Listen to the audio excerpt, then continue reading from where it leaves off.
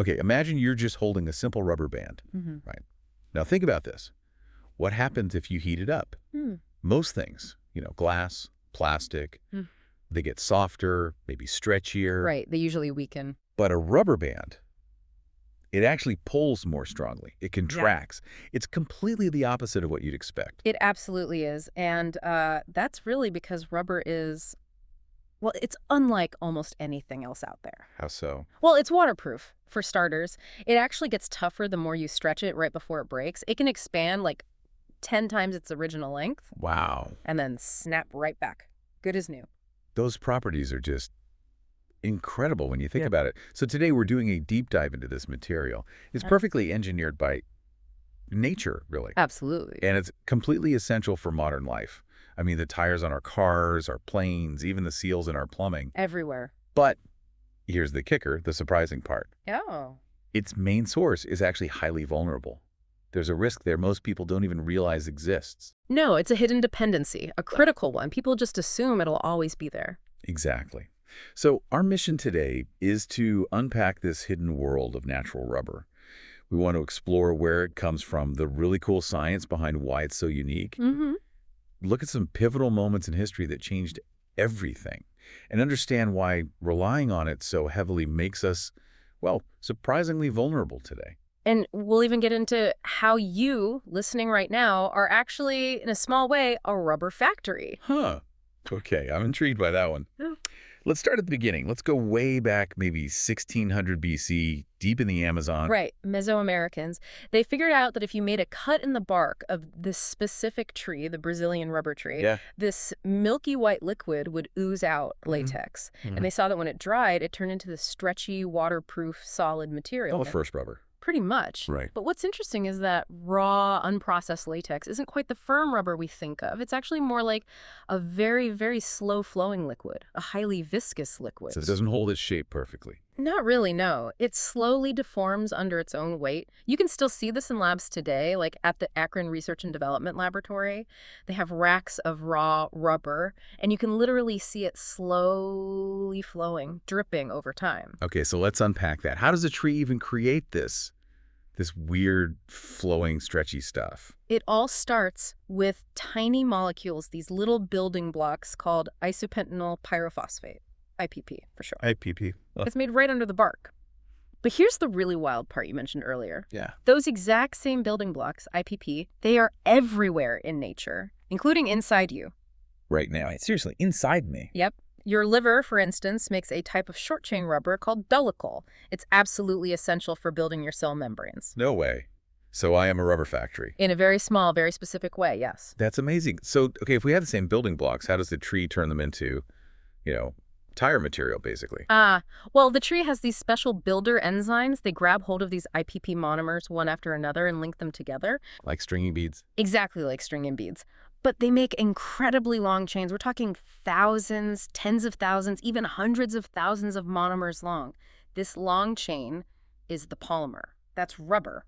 Tens of thousands? Yeah. That's huge. Are they stretched out like long strings? No, that's the key. They aren't stretched out straight at all.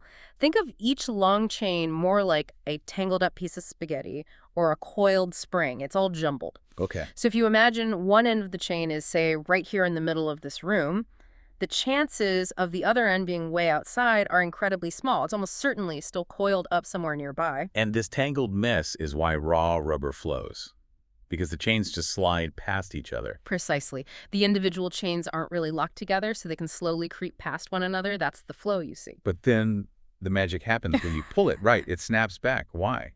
Right. So two main reasons for that amazing snapback, that elasticity. The first is what we call kinetic or thermodynamic elasticity.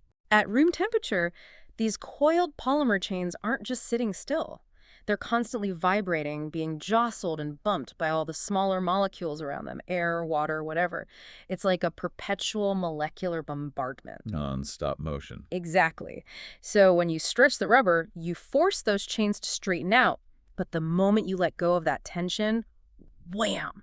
That constant molecular pounding immediately kinks them right back up into their preferred tangled, coiled state. So the random motion pushes them back to being messy. You got it. And this also explains that weird heating effect we started with. If you heat rubber, everything vibrates faster, right? So those chains get kinked back up even more forcefully with more energy. That's why heated rubber pulls back stronger. It contracts. Fascinating. It seems like they're fighting harder to get tangled again. What's the second reason? The second reason is down to the structure of the chain itself, configurational elasticity. If you zoom in, the way the monomers are linked, it's called a cis attachment, gives the chain a natural wiggle or bend. Think of like a folded ribbon. A built-in kink. Sort of, yeah. When you pull the rubber, these chains align and they kind of unfold.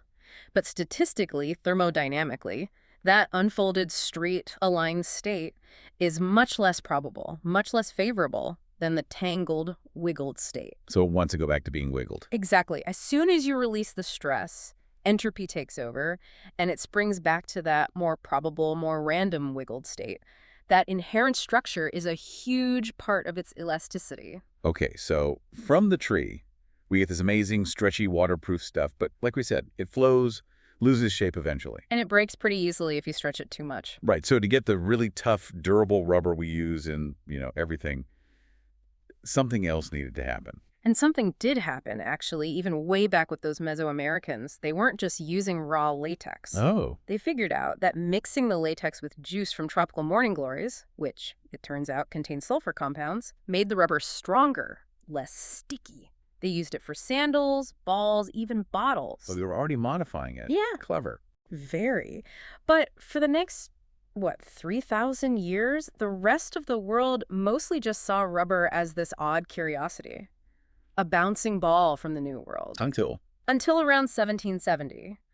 Joseph Priestley, the famous English chemist, discovered oxygen. Yeah. He found that a piece of this dried latex was great for rubbing out pencil marks. And that's literally where it got its English name. Rubber. Huh. Because you rub with it. Simple as that. Simple as that.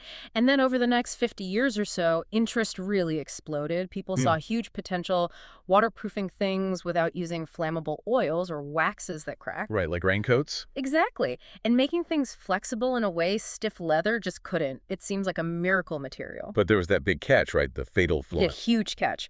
Raw, natural rubber is incredibly sensitive to temperature. Get it hot and it melts into this sticky, gooey, honestly foul-smelling mess. Get it cold and it becomes hard, brittle, and useless. It just shatters. And people found this out the hard way, didn't they? There's that story about the Roxbury India Rubber Company. Oh yeah, classic example. 1834. They made a fortune selling rubber coats, shoes, life preservers, something like $20,000 worth, which was a ton of money then. Sounds like a success story. Until summer hit, all those wonderful rubber products just melted, turned into this molten, gooey mess, as reports said. And the smell, apparently it was so bad the employees had to secretly bury the stuff at night just to get rid of it. Wow. A stinky disaster. So this is where Charles Goodyear comes in. This is where Goodyear enters the picture.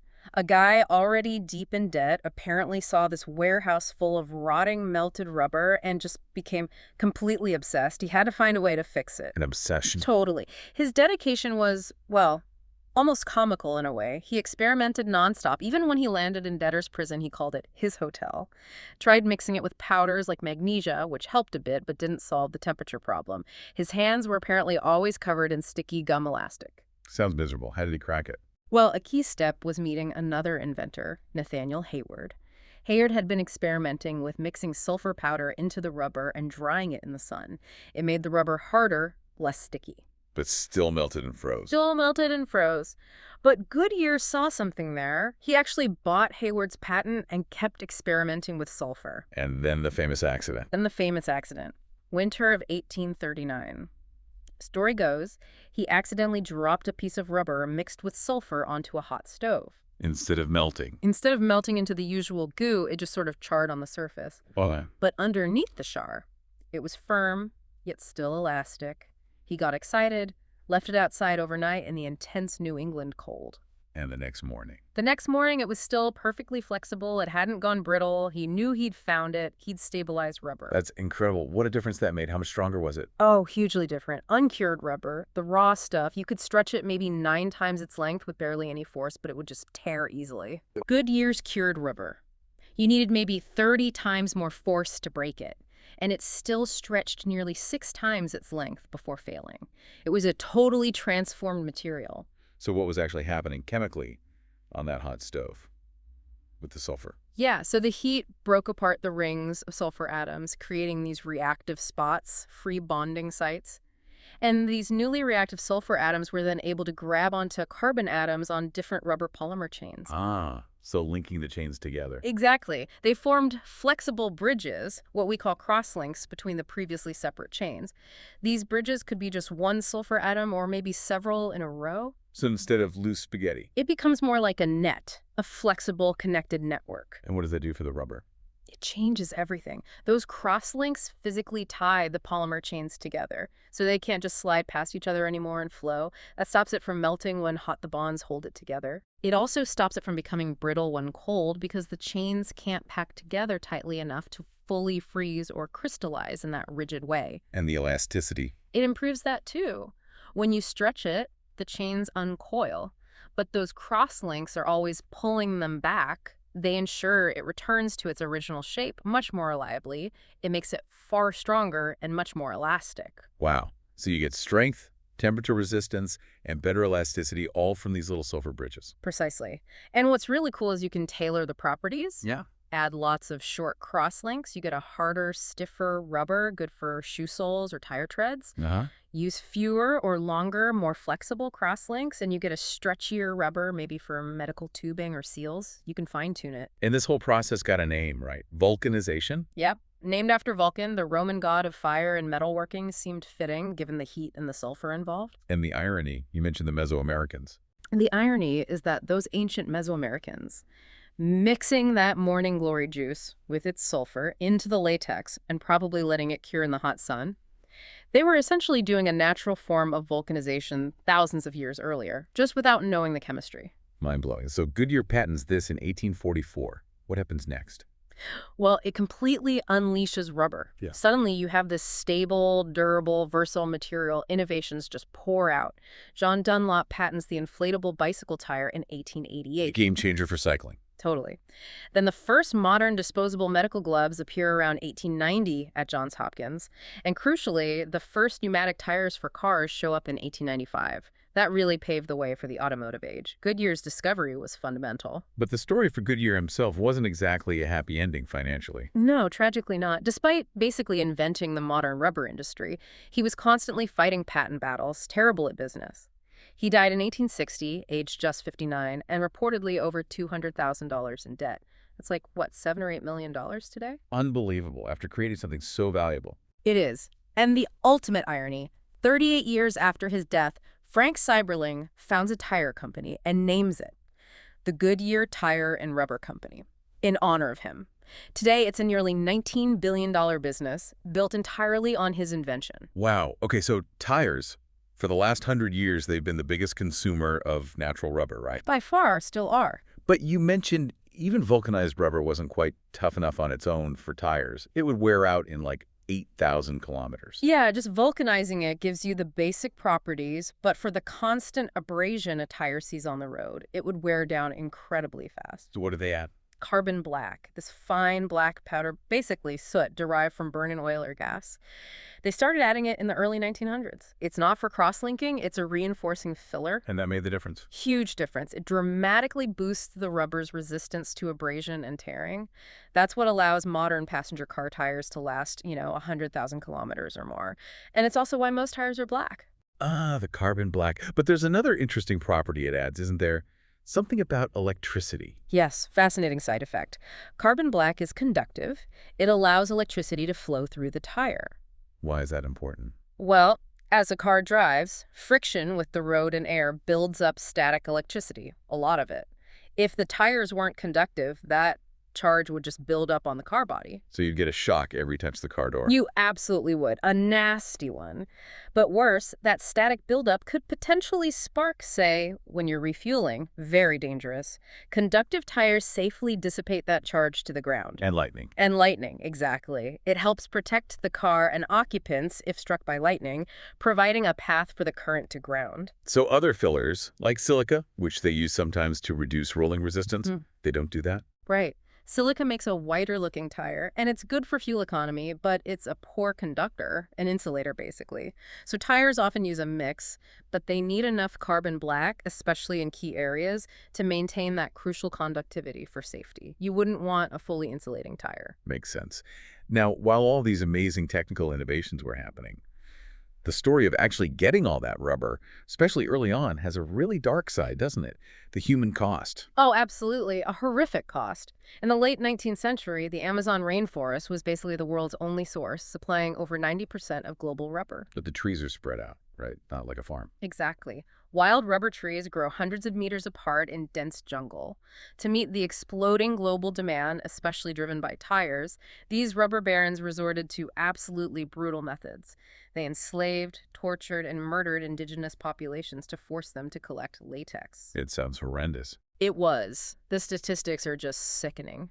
In one region alone, the Putumayo area between Peru and Colombia, estimates are around 40,000 indigenous people were killed between 1879 and 1911. Across the wider Amazon, it was likely well over 100,000. My God. There was an Irish humanitarian, Roger Casement, who investigated and reported on it. He grimly noted that while it used to be called India rubber because it came from the Indies and could rub out pencil marks, it should now be called India rubber because it rubs out or erases the Indians.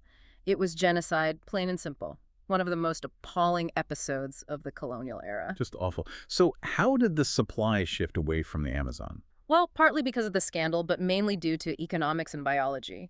Britain, wanting to break Brazil's monopoly and secure cheaper rubber for its empire, engaged in a bit of biopiracy. And biopiracy. Yep. In 1876, an Englishman named Henry Wickham smuggled about 70,000 rubber tree seeds out of Brazil, which was illegal. He got them back to Kew Gardens in London. 70,000 seeds. Yeah. Only a few thousand germinated, but those seedlings became the foundation stock for vast new rubber plantations established by the British and Dutch across Southeast Asia, places like Malaya, Ceylon, the Dutch East Indies. Monoculture plantations, right? Like modern farms. Exactly. Rows upon rows of rubber trees, grown close together, much more efficient to tap. And the results were dramatic. Brazil's share of world rubber plummeted from over 80% to less than 2% in about 30 years. Wow. By the mid-1930s, Southeast Asia was supplying over 90% of the world's natural rubber, and 2/3 of that was going straight into car tires. But even with Asia dominating, some people still wanted their own supply, right? Like Henry Ford. Ah, yes, Fordlandia. Henry Ford, seeing his company churning out, 1.5 million cars a year, got nervous about relying on British and Dutch-controlled Asian rubber.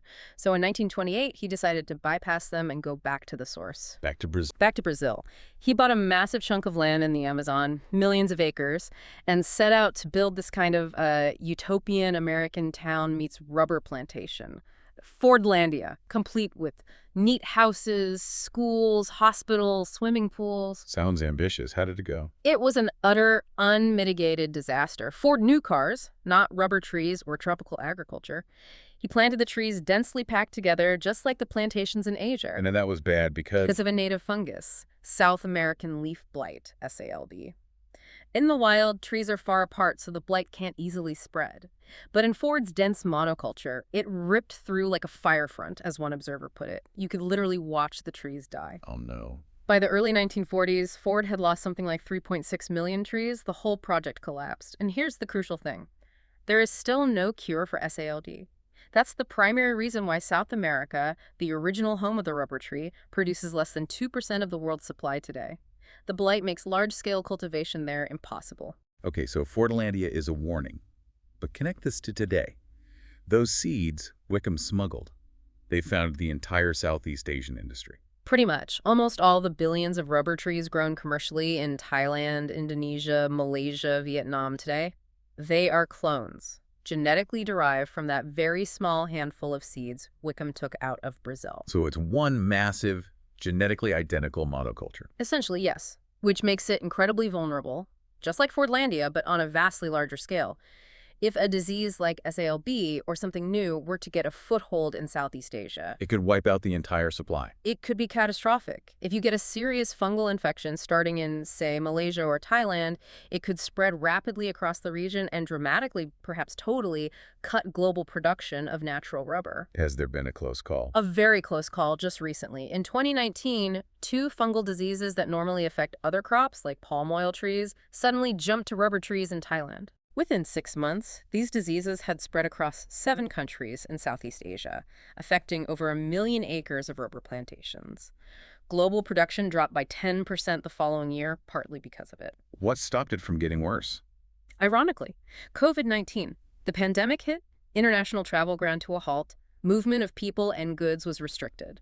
And that inadvertently slowed the spread of the fungal spores between regions and countries. It was a lucky break in a very strange way. Makes you shudder to think how far it might have gone otherwise. That is terrifyingly close. So let's play this out. What is the outcome if we were suddenly cut off from natural rubber? If SALB did make the jump or something similar happened? Honestly, if SALB gets properly established in Southeast Asia and you lose the bulk of natural rubber production, you're talking about a complete global societal meltdown. It's not an exaggeration. Meltdown. That sounds extreme. Think about it.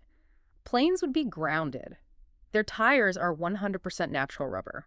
Railways could fail lots of rubber components there. Trucks couldn't deliver food. We'd face urban famine within RUPs, since over half the world now lives in cities totally reliant on shipped-in food. Wow. Militaries couldn't move vehicles or equipment. It's a massive national security issue. And then there's the everyday car. A typical car has, 250, 300, maybe more different rubber parts, hoses, seals, belts, engine mounts, wiper blades, not just tires. Trying to re-engineer all of those quickly with synthetic substitutes, it would be an absolute nightmare, probably impossible in the short term. It really underpins everything. Yeah. We actually faced this before, didn't we? During World War II. We did. The U.S. faced exactly this crisis. When Japan conquered Southeast Asia in 1941-42, they cut off America's access to about 97% of its natural rubber supply overnight. And rubber was critical for the war effort. Absolutely critical. Tanks, trucks, planes, battleships, they all needed vast amounts of rubber. There was a famous quote at the time, "Modern war cannot be won without rubber." The U.S. was facing disaster. So what did they do? They launched a crash program, a massive government and industry collaboration, pouring huge amounts of money, about $11 billion in today's terms, roughly a third of what they spent on the Manhattan Project, into developing synthetic rubber. From scratch, basically. Almost. 4 major tire companies pooled their research, and remarkably, in less than 3 years, they developed and scaled up production of a viable synthetic alternative, mostly made from crude oil derivatives.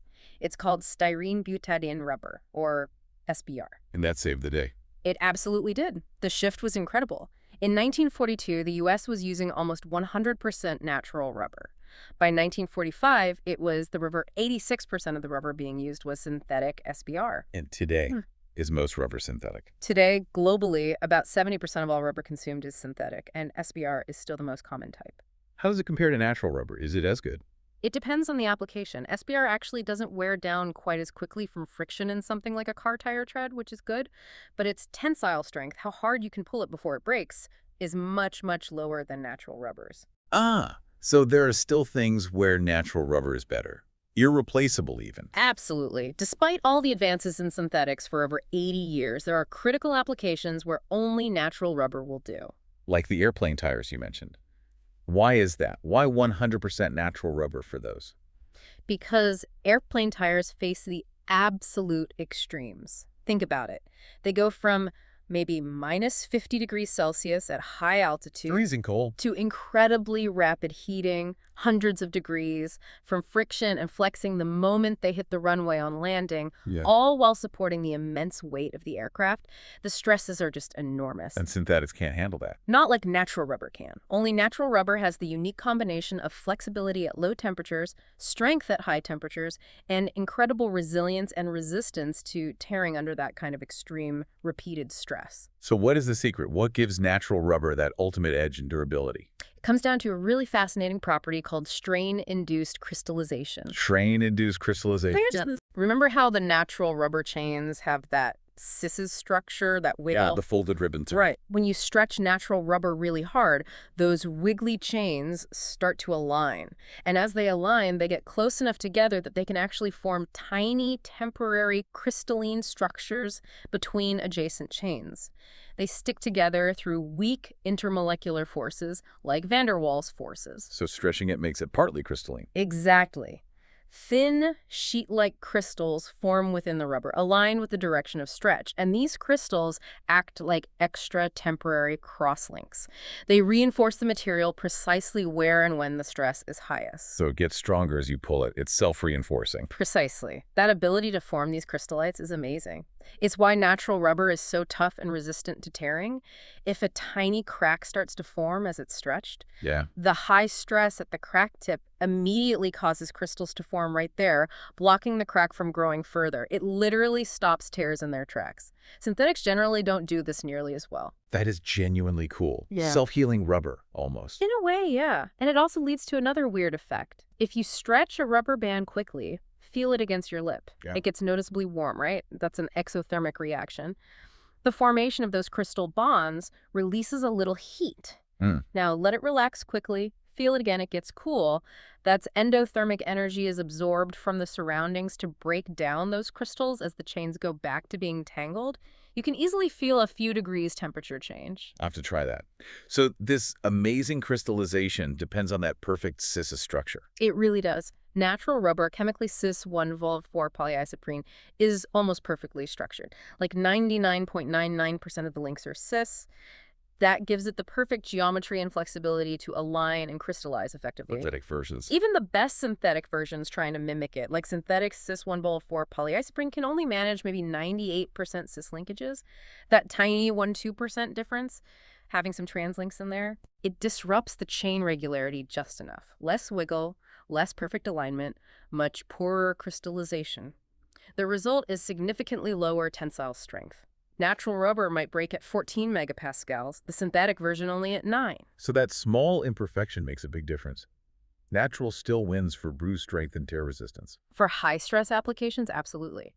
But that said, synthetics definitely have their place. Like we said, SBR is actually better for abrasion resistance in normal car tire treads, where the stresses aren't usually high enough for that strain crystallization to be the dominant factor anyway. Right. And you mentioned nitrile gloves.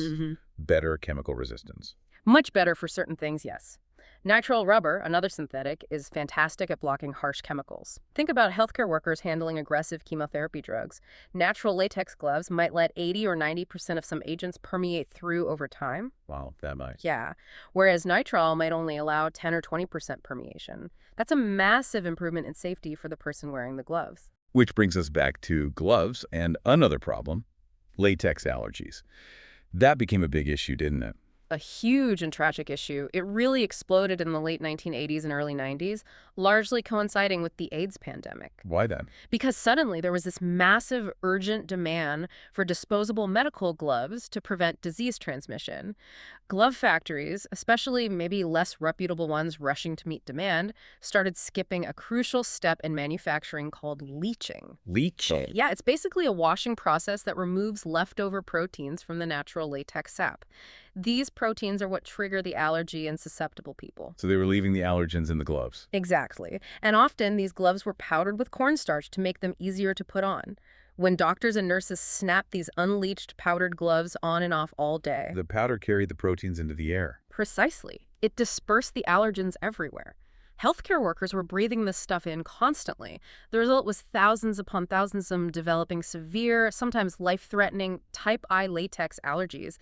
It was an epidemic within the healthcare profession. Some studies suggested if you'd had 4 or more surgical procedures yourself, you were almost certain to have developed sensitivity. That's terrible. An unintended consequence of trying to be safe. Truly terrible. Nitrile gloves, being synthetic and protein-free, were a godsend for those allergic individuals. They really helped combat the crisis. But some people still prefer natural latex, right, for comfort. Yes, especially for long surgeries. Natural latex tends to be softer, more flexible, causes less hand fatigue. So for those who aren't allergic but want that comfort, or for applications needing latex's specific properties without the allergy risk, there's research into alternatives. Like what?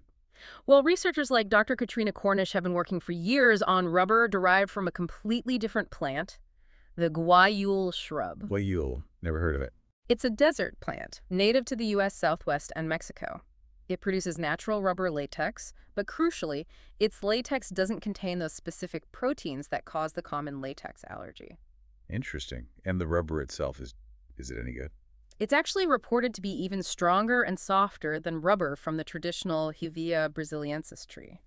Plus, being a desert plant, it doesn't need a tropical climate and isn't susceptible to South American leaf blight. So guayule could be a really important alternative, a safeguard. Potentially, yes. A critical safeguard on two fronts: against the latex allergy issue, and as a domestic blight-resistant source of natural rubber, hedging against that terrifying possibility of SLB devastating the Southeast Asian plantations. It's a really important area of research. So wrapping this all up, thinking back over our deep dive, it's just undeniable how deeply intertwined natural rubber is with, well, pretty much everything. Transportation, healthcare, construction, daily life. It really is hard to imagine our modern world functioning without it. It's one of those foundational materials we take utterly for granted. But as we've seen, that foundation rests on a surprisingly precarious base, that extreme vulnerability of the global supply chain, with almost everything coming from this one massive monoculture region in Southeast Asia. Yeah, it just seems incredibly short-sighted, doesn't it? To leave an entire global industry and, frankly, the stability of our society potentially vulnerable to, like, one bad flight carrying the wrong fungal spore. It really puts the Fordlandia story into perspective. Henry Ford charged ahead, built his massive plantation without consulting a single rubber tree expert, ignored the local conditions, and it led to total disaster. We absolutely cannot afford to make that same kind of mistake on a global scale. The stakes are infinitely higher now. So maybe the final thought for you listening is this.